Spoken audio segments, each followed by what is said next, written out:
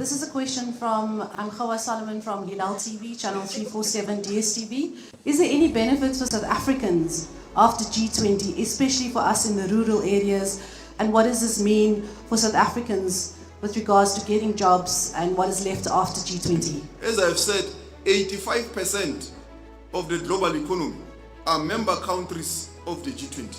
Everyone is impacted anywhere in the world, from Shushuwe in KwaZulu-Natal, Cape Town, to Ethiopia, to anywhere in China, anywhere in the US. Anyone in the world is impacted by decisions that are made by the G20.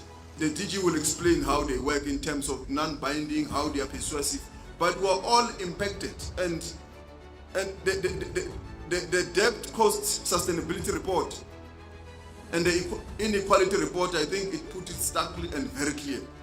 For example, it does show that in some countries, mostly in the African continent, who are now in a debt difficulty, you have to make a choice between funding education, healthcare, infrastructure, and so forth, and paying the debt. And the payment of the debt, sometimes you find that an African country with similar metrics with another country in the north, everything is the same. Risk profile, everything is the same. But the African country pays more on interest than the one in the north. And if we're paying equal, maybe that amount will have went to education and so forth.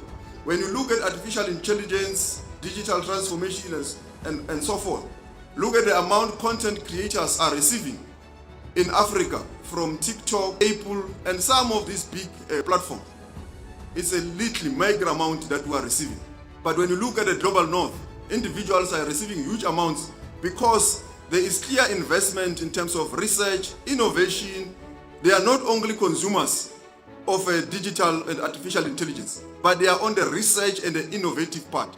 So we are saying this G20 must enable us to revolutionize that the African continent content creators must have backing and research support, data centers and so forth, so that also at the end of the year, when Apple declares that this is the amount we have paid, at least you can see how much also went to the African continent. So artificial intelligence.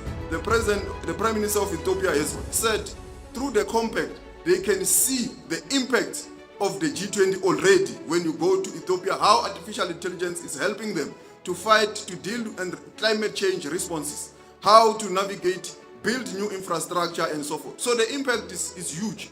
It impacts anyone, anywhere in the world. And